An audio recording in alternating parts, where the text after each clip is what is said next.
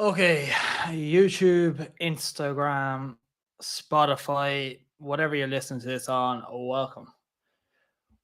Quick announcement: I've just created a Spotify podcast playlist and Apple Podcasts. So all future soundtracks of this should be live on those two platforms, on Spotify and Apple. So pretty excited about that. But yeah, good to be back here. Had a nice 2 weeks off, which we'll touch a little bit on in a minute. The Dubai article went down very, very well. Like I mentioned in my tweets, I tried to put a little bit of a spin on it, where I could give an informative email while adding my own twist with a little bit of humor, talking about my time out there, which was unbelievable. But yeah, had an unbelievable time. So we'll touch on that. So okay. Colm Lee, first man in, and I was receiving messages off him for the last 5 minutes. Yes, I am late. Some technical issues. So what's the point in getting fiber broadband if you can't rely on it? That's my question. But that's why we are a few minutes late with this. It's very unprofessional. So Colm, I do apologize to you and the other 500,000 subscribers that I have on here. So thank you for that. That's Colm Lee on Instagram. Cool. Yeah. So the plan for today is we're going to touch on a little bit about the Irish Open.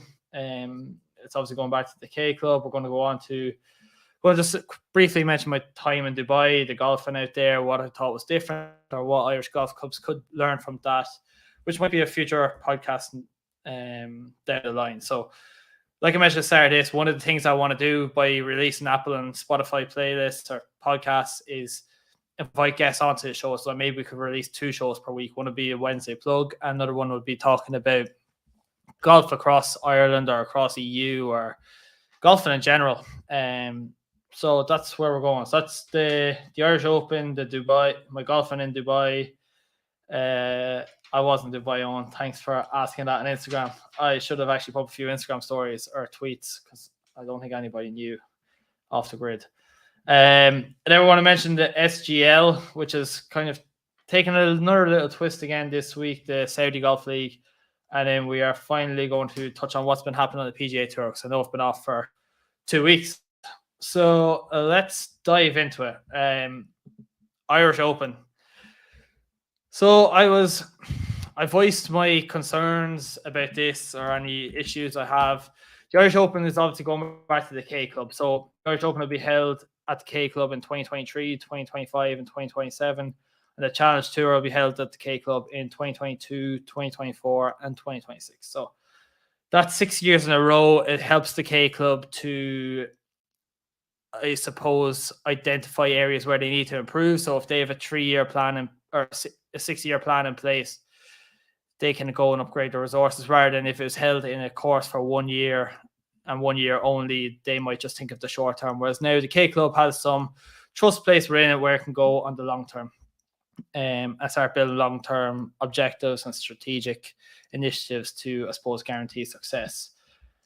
Before I delve into it, the K Club has made some significant improvements recently. They've signed up Leona Maguire. They've signed up Seamus Power as, I'm not sure what the term is, like maybe a brand, an ambassador for the golf club.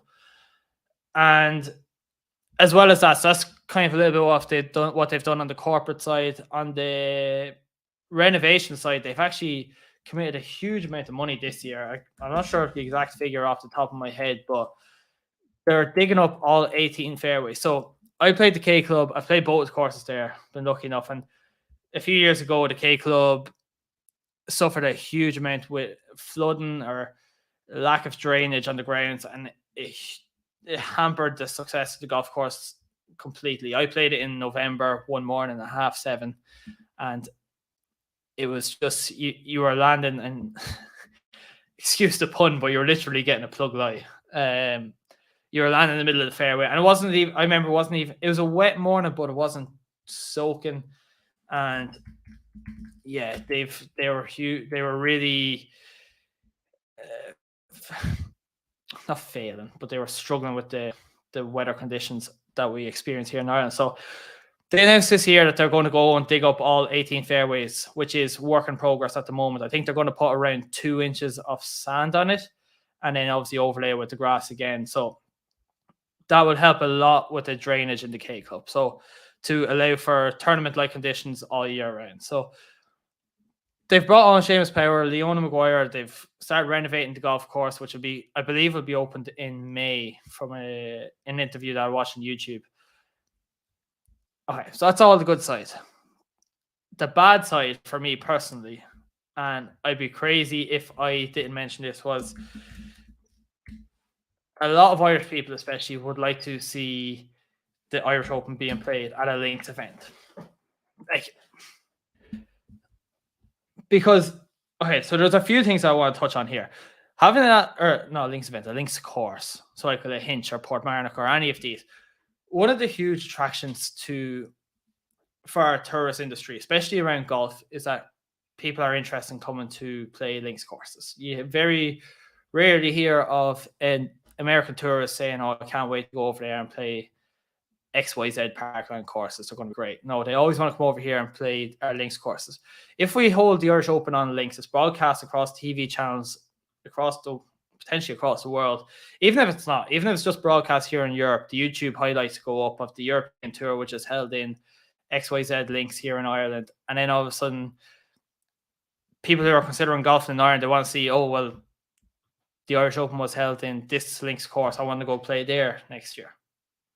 So that's number one from the tourism aspect, which frustrates me, because the K Club, as good as it is, and the facilities and the proximity to Dublin, which a lot of people have mentioned to me, we will attract so many more tourists if we, not that we'll attract, but we'll appeal to so many more tourists if we hold our Irish Open on a links course and we get TV broadcasting rights, and then all of a sudden there's way more publicity around that, and that's what people want.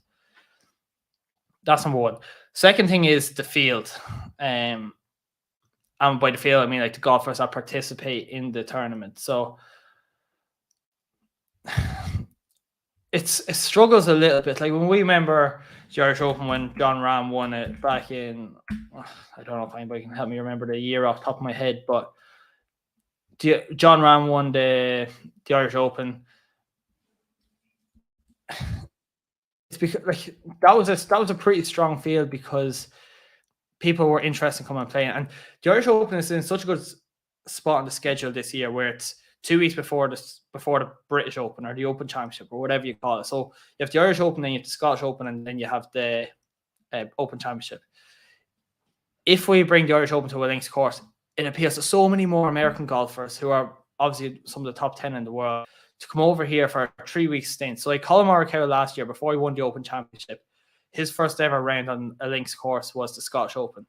Why not give somebody like him the opportunity to play their first ever links round on a links course in Ireland for the Irish Open? Because a lot of American golfers come here to practice anyway. Like there's stories of Tiger Woods coming over and playing Waterville or playing the European Club the week before the Open Championship. Why not give them the opportunity to come over here and play a links course? So yeah. Now, I want to just quickly mention some of the objections that I got to having the Irish Open on a links course. So number one was the proximity to Dublin. So having it down in Kerry or having it in Clare doesn't really have the infrastructure to accommodate for 50,000 people or whatever it is coming down for a day of the Irish Open. And that's absolutely fair. Whereas the K Club is in close proximity to Dublin. It's only a couple of kilometers outside Dublin, and they already have the infrastructure there from the Ryder Cup. So that is the main objection that I got to it. The other one that one person sent to me, which I wasn't actually aware of, like the ecological impact that this would have. So if we have the Irish Open on a links course, people are obviously walking up and down dunes all day, and it's having a huge impact on the ecological welfare, or plants and birds and stuff like that. So whereas in a parkland setting, you don't have those wild species as much. So that was another thing. So yeah, Irish Open is being held in the K Club in 2023, 2025, and 2027 in Straffing, County Kildare, and the Challenge Tour is being held there in 2022, 24, and 26. So huge win for the K Club. Wonder, a good few people mentioned how much money was involved in it, which is a very fair argument, but I'd imagine the K Club has quite a bit of money at the moment, considering that they are renovating their entire course. To me, it's disappointing. I would have much preferred, and this is nothing against the K Club, I just would have much preferred it in a link setting, especially coming up to the Open Championship in Royal Portrush in 2025. It would have been absolutely ideal if it was held in a links course. Then, so that, like I mentioned, some of the top golfers in the world could come over and get accustomed to those and acclimatise to those conditions. That's number one. Okay, number two. What's the second point? I wanted to briefly mention this. So my golfing in Dubai, touch of class.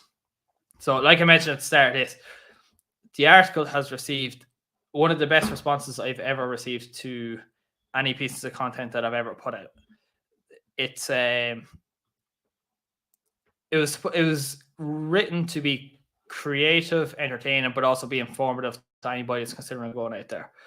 The purpose of this, me mentioning it here, is just talk a little bit more about this. So, the weather. So going to Dubai at 7:30 on the Friday morning, the weather was 42 degrees on the Friday. They were experiencing a mini heat wave, and it was hot, very, very hot. So, but the thing I wanted to touch on was, I used to see golfers go out on the PGA Tour and they'd be driving at 310 yards on, let's say, the Race to Dubai finale, and they'd be driving 310 yards.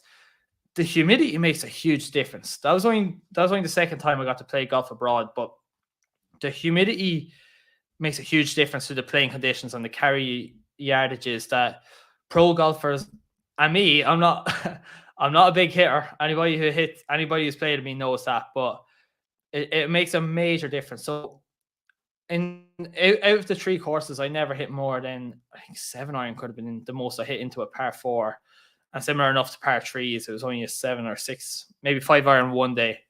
On the last day of the 17th green at Jumeirah Golf Estates in the Earth course, I hit a 5-iron. But in general, it tended to be around 7, 6-iron into par 3s, and 7-iron and above. A lot of time pitching wedges into par 4s. Yeah, golf in Dubai was class. If you haven't read the article, I was lucky enough, I've written down here. So the Fallow course at Emirates Golf Club.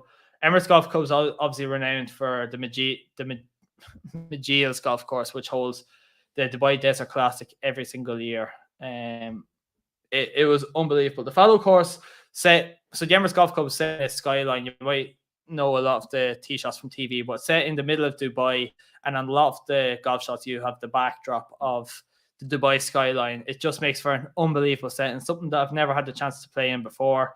But yeah, well worth it. Then we moved on to Dubai Hills and Earth course at Jumeirah Golf Estate. So the Fallow course is much more central in terms of where you're set, and you're hitting at the Burj Khalifa or whatever you're looking at. Dubai Hills and the Earth course at Jumeirah Golf Estate was much more on the suburbs of Dubai. So you'd see the Dubai skyline in the distance, but you never felt that close. But it actually made it a little bit more nicer because it was subdued. You weren't dealing with cars driving by all day, or you still felt like you were playing golf in the countryside. But yeah, it was really, really good. The thing I like about Dubai golf compared to Ireland, and maybe this is just a recency bias, but Dubai golf, okay, number one, as we all know, they have, I'll point out the obvious first, they have like to do carts that go around with food and drinks, and we were in the cart one day and I was able to order a drink or a sandwich to my cart. It's just, the service is class. Number two is the hospitality is top of the pops. The hospitality that you get at these events or at these courses, people are just so nice. They're willing to do anything for you. You go, you drop off your bag at the door, and then you go park your car. Meanwhile, somebody's loading your bag onto a buggy. It's just class. So one question actually that I received was, how expensive was it? So the Dubai, I want to make sure I don't mix them up, but they're very similar. Dubai Fallow course at Emirates Golf Club and the Earth course at Jumeirah Golf Estates, they're both around 120, 130 euro each. Dubai Hills was actually free because if you read the article, I got to know of a friend who had a corporate membership in Dubai Hills, and they get 2 free tee times per day, like, which is unreal. That's something else that Irish golf clubs can pick up on, but that's a discussion for another day. So lucky enough just to play 3 courses. 2 of them, the Dubai Hills and the Earth course at Jumeirah Golf Estates, are ranked within like top 5 in UAE, Dubai. So yeah, very, very lucky to get to play those 2 courses. One thing, I think this is the last thing that I want to mention, is greens in Dubai are hard to hit. When you stand, especially on the par 3s, even if you have an 8 iron in your hand, it's the sheer vast nature of the bunkers. Bunkers in front of the green, right of the green, left of the green. It's hard to determine where the landing area is on the green. You look there and you think, oh, it's only 5 or 6 yards, especially a 17th hole at Jumeirah Golf Estates. The pin is in the back left. And if you know that hole, it's like a long island green and the pin is at the back left and bunker behind and in front. I lost balls, and I use the word plural on that in that sentence. I lost balls on that golf hole, but it's unreal how tough it was to determine a landing area, and you had to have full trust in your golf club. That was one of my key takeaways, as well as your typical, the ball runs further on the fairways. The runoffs off the green into the bunkers are a lot more severe than they are in a lot of parkland courses that I like to. So that is that. So touch on the Irish Open, touch on Dubai, golf in Dubai. If you have any other questions about any of those, hit me up. Or if you have any, we will touch on the Mexico Championship a little bit later. But if you have any questions, feel free, or tips for the week, feel free to hit me up. The next thing I want to mention is the Saudi Golf League. Right. So the Saudi Golf League is money-ridden, designed to give golfers more cash in their pockets while giving a better reputation of Saudi Arabia. That's all it is, in my opinion. So there's going to be 8 events in the Saudi Golf League. For anybody not aware of this, it's pretty awesome. 8 events in the Saudi Golf League, 3 rounds for every event, no cut, £255 million. £255 million in prize money for the 8 events, which is wild. £4 million, I believe. I need to double check this, but $4 million, I believe, is going to first place. And so that's a little bit about the background. 8 events, 3 rounds, no cut, $4 million first place, around $25 million per event. Who is committed to this? So this is where it gets interesting. This week, apparently, it's been reported that 15 out of the top 100 golfers in the world have committed to the Saudi Golf League. This event is kicking off on the 11th of June in London, which is the week before the US Open. So the PGA Tour golfers are required to give the PGA Tour 45 days notice prior to going away and play in the Saudi Golf, or prior to going away and play in any other golf league. Then the PGA Tour is required to give 30 days notice of acceptance or disapproval, whatever it is, disapproval of determining whether a golfer is allowed to go and play in the other golf tour. So that's a little bit about it. So if it's starting on the 11th of June, we're in for some interesting days ahead, considering that a lot of golfers must give their notice prior to the 1st of May, is probably 45 days before the first event. Some golfers that have been or mentioned to be interested in this. So Robert Garrigus, who's like I think he could be 934th in the world, or he's outside top 900 in the world, has apparently been the first golfer to request leave from the PGA Tour to go and play the Saudi Golf League.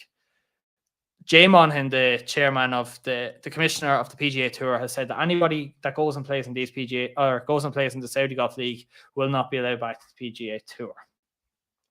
So that's Robert Garrigus. He's the first one. So a lot of people won't know, but this is interesting because 15 out, like I mentioned, 15 out of the top 100 golfers in the world are reportedly signed up for this, or very close to signing up for this, as per Greg Norman, and they should be given their notice within the next few days. Ian Poulter, Lee Westwood, Kevin Na reportedly have signed up for this, although they probably have signed non-disclosure agreements, so we'll see where that goes.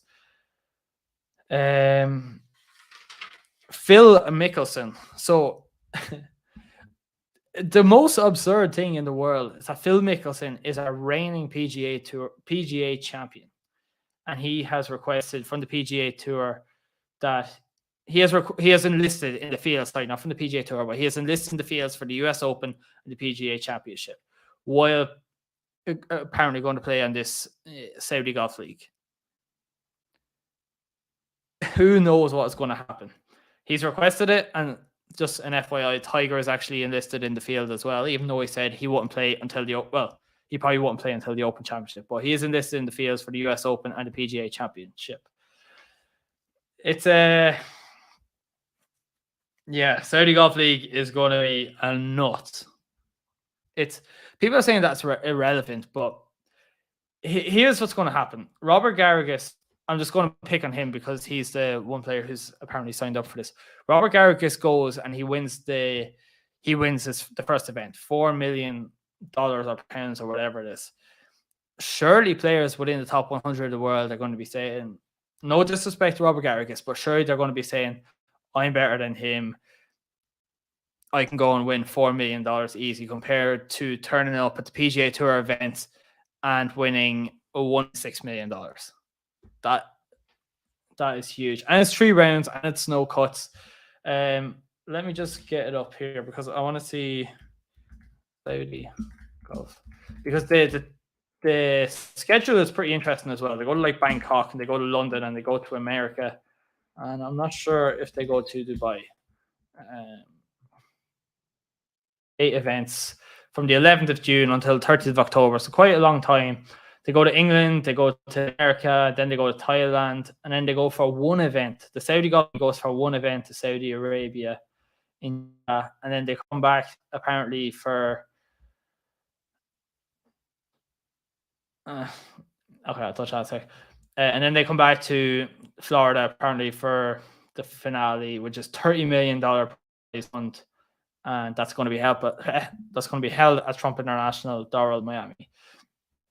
Okay, Dermot McCabe, good friend.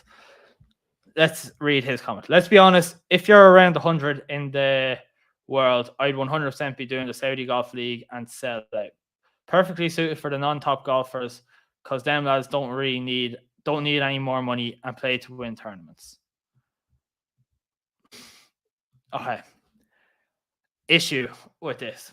So the Saudi Golf League, like I mentioned at the start of this, is a brainwashing expedition to try and cleanse their reputation. So the Saudi Arabia has executed 60 people this year, and their human rights is atrocious. Greg Norman was interviewed this week. Oh, the top dogs. Okay. Greg Norman was interviewed this week. One of his comments was, there's women in restaurants now. Like, obviously we've had that for hundreds of years, but him saying something like that, like, as in he's so shocked by the fact that there's women in restaurants, you will destroy your reputation, Dermot, if you go and play the Saudi Golf League. I don't care about money. You will not be accepted by so many people, especially at this stage when it's not the norm. If it becomes the norm in the future, it becomes a little bit harder to pick on individual golfers. But I know Robert Garrigus can go over there and he can make millions easily by playing 8 events. My issue, it doesn't sit well with me in the slightest. You're going over to, and it's the government of Saudi Arabia is funding this. The government of Saudi Arabia is funding this.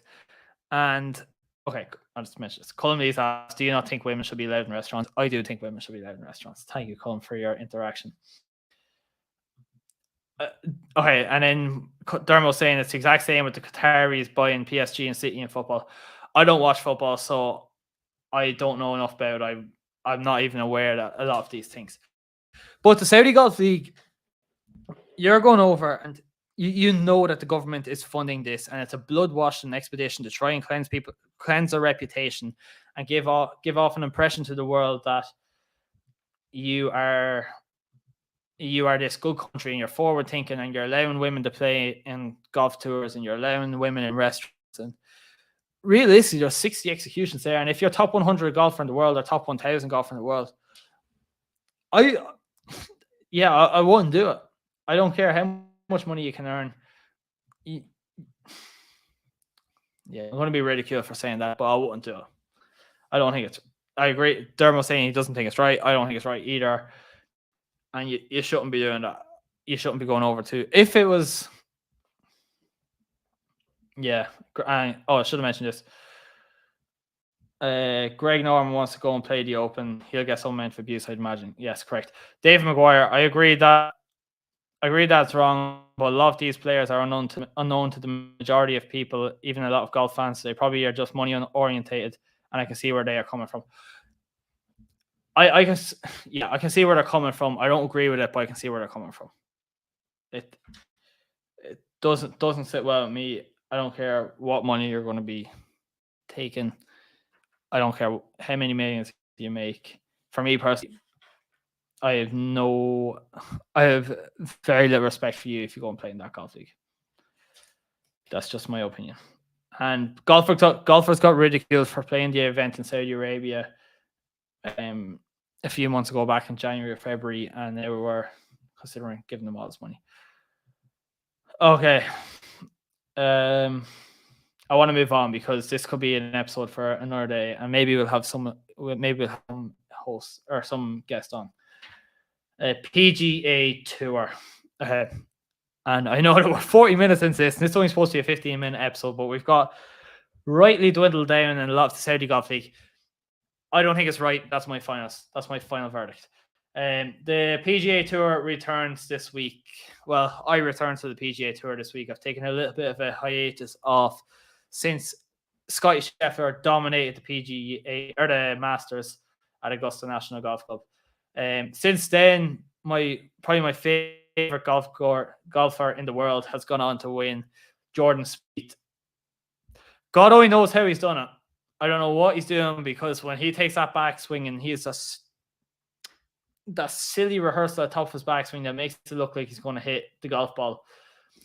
How a player wins on the PGA Tour with that practice rehearsal, I'll never know, but it means that there's hope for all of us. I know Shane Lowry faded away at that, which was unfortunate for him.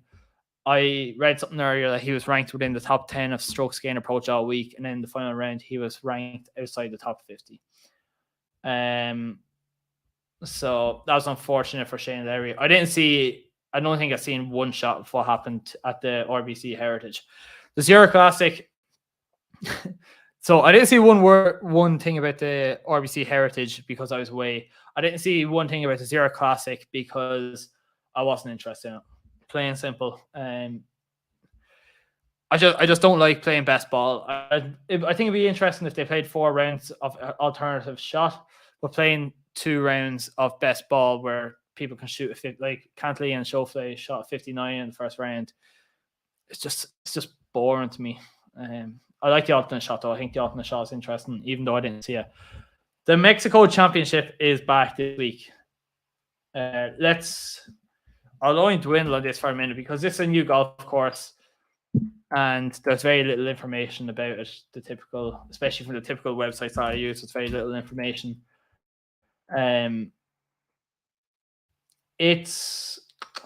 Let me see. I want to just touch on 1 or 2 golfers here that I need to drag up. John Rahm is the highest ranked player in the field, which is nuts. It feels like he's a 30-year-old man turning up a 21st birthday in terms of he's the big fish in the small lake right now. Tony Finau, Abraham Answer, Kevin Na, Patrick Reed, Gary Woodland. They're kind of the more notable players in the field this week. It's a Paspalum circus. What am I saying? It's a Paspalum seeded greens, which means that apparently I've never played in it, but apparently it allows for bad putters to be better putters. It kind of evens out the playing field on these type of surfaces. And when we're looking at John Rahm, he's like 4-1 or 7-2 this week. His issue recently has been around the green and with the putter. And if we're playing on pass surfaces, the argument is there to be made that this will mitigate the bad putting and bad around the green figures that we've seen recently. Tony Finau, not for me.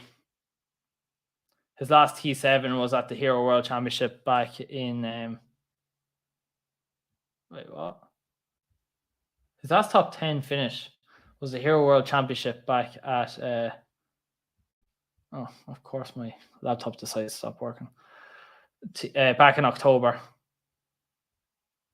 Oh, sorry, December. I was reading the American date, which is formatted the other way. Yeah, back in December, T7, that was his last top 10, which is only 20 people in the field. Abraham Answer, I'll just touch on 2 or 3 more of these. Abraham Answer, his around green game has been brutal recently. Finished 5th at WGC match play. And the Saudi International, he finished T8, but there's 2 top 10s so far this year. And he's finished outside the top 30 in every other event this year. Including 3 missed cuts. So do with Abraham Answer what you wish. Kevin Na playing a little bit better recently. Finished 9th at the WGC match play. Finished 14th at the Masters. 26th at the RBC Heritage. One of the things about the course this week is that it is pretty long. Apparently, it's supposed to be around just under 7,500 yards long. So that's going to be tough. But Kevin Na is playing a good bit better recently. Patrick Reed, no, I'll not take him. Although he has gained strokes off the tee in 3 out of his last 5 events, something which he hadn't, and before that he hadn't gained strokes off the tee since April 2021. So Patrick Reed starting to turn around a little bit with the driver, the PXG driver, which he switched to at the start of this year. Gary Woodland, I've seen him tipped by a lot of people. His last 6 starts in the PGA Tour, Gary Woodland has recorded 3 top 10s and 2 missed cuts. So a T5 at the Honda Classic, T5 at the Arnold Palmer Invitational, T8 at the Valero Texas Open. And his approach play and his ball striking numbers have been pretty good. So I've seen a lot of people tip Gary Woodland this week. No idea what odds you get, and I'm probably around, I've seen 25 or 28 to 1 in America. I'm not sure what that translates over here. Some people are going to be interested in Grimmy says, sometime lad, you away for a few days. Grimmy, you missed the whole dialogue around Dubai already. So thanks for recognizing it's not fake. Had a good one. Jared Wolf, 500 to 1 this week. So I was going through some of the bottom players in the field, if you want to call them that. Jared Wolf is 500 to 1 this week. To give you my argument for him, he's made 5 cuts from his last 11 starts. And before those 11 starts, he'd missed cut in 11 events, or his previous 7 events. And his ball striking has got a lot better recently as well. He's gained strokes ball striking in 3 out of his last 5 tournaments, and he lost strokes ball striking in his previous 6 events. So turning around with his performances, turning around with his ball striking. Apart from that, because the course is going to be just under 7,500 yards this week, he's 33rd in driving distance this season, and he's pretty decent with his mid to long irons. 500 to 1. I've convinced myself that he's going to win this week. So I'm looking forward to celebrating €3 million being deposited into my account on Sunday night. That's kind of all I got with long shots. I'm just going to go through the field really quick. Cameron Champ, because the course is just under 7,500 yards. I've seen a few people tweeting about him. He finished 10th at the Masters, and his ball striking numbers were pretty good at the Masters. Gained just under 7 strokes ball striking. So I've seen a lot of people big on Cameron Champ this week. 1 or 2 others. Sahith Theegala. Austin Smotherman has been tipped quite a bit again this week. He finished T25 at the Vast Bar, T33 at the Pebble Beach, T11 at the Farmers Insurance. Playing okay recently, and his ball striking numbers have been really good. Actually, really good. 1, 2, 3, 4. Gained over 4 strokes ball striking since September 2021. Who's the longest on tour this year? Probably me, lad, after the way I played in Dubai. Sorry, that was a question from Niall Groom on the Instagram chat. Who's the longest on tour this year? I'd say it's me after my time in Dubai, but it's Cameron Champ. Well,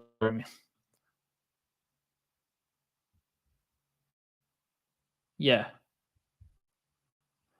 Matthew Wolf is in number 5th. Luke Liss in number 7th. Actually, Luke Liss reminds me of one other person I want to mention.